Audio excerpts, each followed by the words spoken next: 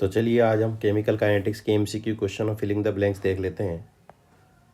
ठीक है, तो फर्स्ट क्वेश्चन हमारे पास आता है यूनिट का, unit of rate constant for the zero order reaction. Zero order का है ये, mole litre inverse second inverse. Zero order के लिए रेट कांस्टेंट की यूनिट क्या होती है? Mole litre inverse second inverse. तो देन आंसर क्या आ जाएगा? D. Half life of a first order reaction, half life का फॉर्मूला होता है T half equal to 0.693 upon k, यानी कि रेट कांस्टेंट पे डिपेंड करता है, तो आंसर सी आ जाएगा। The half life of the time taken for 90% completion of first order reaction is approximately. तो देखिए क्वेश्चन एनसीईआरटी में दिया हुआ है, इसको एमसीक्यू में कन्वर्ट कर दिया गया है। तो टाइम जो होता है वो होता है 2.303 log R naught. R naught हो जाएगा 100 और आर हो जाएगा कितना? 90% कंप्लीट हो गया तो 10 बचेगा, क्योंकि इनिशियल कंसंट्रेशन 100 है, 90% कंप्लीट होने के बाद 10 डिवाइड बाई के, एंड टी हाफ कितना होता है? 0.693 डिवाइड बाई के से के कैंसिल हो जाएगा, ये 10 कैंसिल हो जाएगा, 10 हो जाएगा 1, then T divide by T half कितना हो जाएगा? 2.303 अपॉन 0.693। तो ये 3.3 टाइम्स जाएगा, तो आंसर कितना आ जाएगा? Third C. For a chemical reaction the activation energy is equal to, activation energy क्या होती है? हम ग्राफ देख रहे हैं, तो ग्राफ में इस तरीके से एक्टिवेशन एनर्जी दिखती है हमें। Then this is the activation energy and this is the average energy. ठीक है, तो एक्टिवेशन एनर्जी क्या होती है यहाँ पर? थ्रेशोल्ड माइनस, थ्रेशोल्ड क्या होती है? Minimum energy which required, minimum energy जो इसको मॉलिक्यूल कन्वर्ट कर देते हैं, मतलब रिएक्टेंट से प्रोडक्ट में कन्वर्ट कर देते हैं। तो आंसर इसमें क्या आ जाएगा? बी आ जाएगा। नेक्स्ट हम क्वेश्चन देते हैं, for zero order which of the following expression is correct. तो जीरो ऑर्डर के लिए टी हाफ का फॉर्मूला होता है R naught divide by 2k, then T half is directly proportional to R naught. R naught क्या है? Initial concentration, जहाँ पे यहाँ पर ए नोट के नाम से रिप्रेजेंट है। देन डी आंसर आ जाएगा इसमें। नेक्स्ट आता है, if the unit of rate constant is same is the rate reaction rate. तो आपको पता है रेट की जो यूनिट होती है वो होती है मोल लीटर इनवर्स। ठीक है, और रेट कांस्टेंट की यूनिट हो जाएगी जीरो ऑर्डर के लिए mole litre inverse second inverse. ठीक है, अच्छा रेट भी mole litre inverse second inverse ही होता है। रेट क्या होता है? Concentration divide by time. दोनों की यूनिट सेम कब होती है? जब जीरो ऑर्डर रिएक्शन होता है। For a first order reaction the relationship between the rate constant, तो बेटा यहाँ पर देखो टी हाफ इक्वल टू होता है 0.693 अपॉन के, देन के इक्वल टू हो जाएगा 0.693 अपॉन टी हाफ। तो वहाँ पर आंसर कौन सा आ जाएगा? फर्स्ट आंसर आ जाएगा। इन द रिएक्शन, आपको रिएक्शन देखते ही समझ में आना चाहिए, ये स्यूडो फर्स्ट ऑर्डर रिएक्शन है।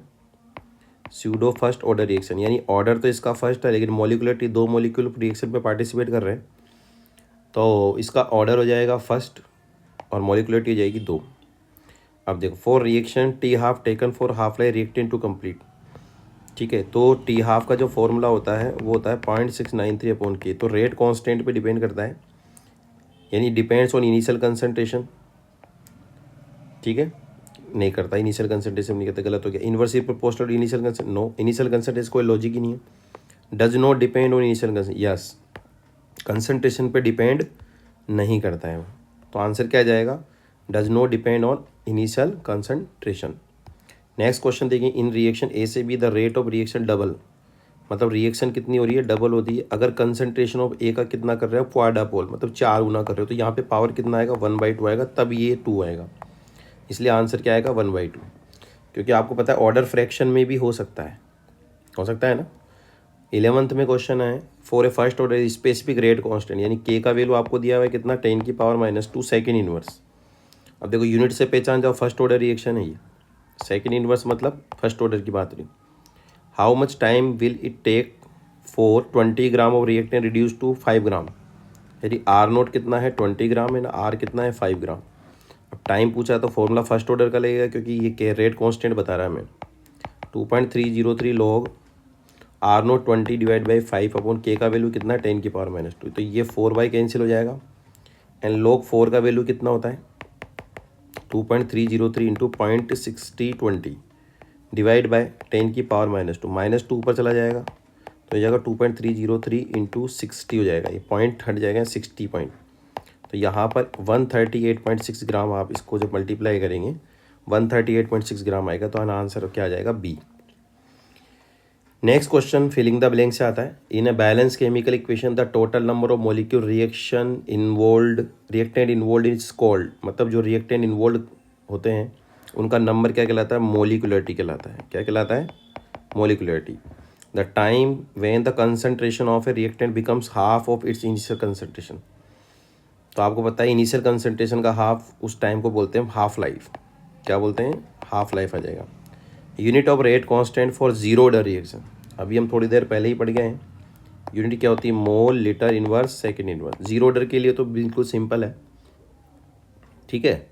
नेक्स्ट 15 क्वेश्चन आता है, the minimum additional energy required to make the energy. तो मिनिमम एनर्जी को हम एक्टिवेशन एनर्जी बोलते हैं। इस क्वेश्चन में थोड़ी सी मिसप्रिंटिंग है, एक्टिवेशन एनर्जी ही बोलते हैं मिनिमम एनर्जी को, ठीक है।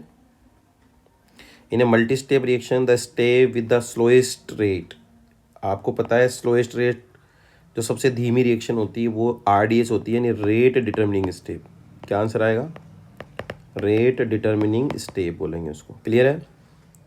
अब देखो नेक्स्ट क्वेश्चन आता है 17, filling the blanks is the time interval during which the concentration. उसी क्वेश्चन को दोबारा पूछ लिया कि रिएक्टेंट का कंसंट्रेशन हाफ हो जाता है तो उसको बोलते हैं हाफ लाइफ। क्या आ जाएगा answer? Half life. And the minimum energy required to reactant, ये भी सेम ही क्वेश्चन है, एक्टिवेशन एनर्जी आ जाएगा। क्वेश्चन रिपीट हो गया, कोई बात नहीं, हमें डेफिनेशंस याद हो रही है।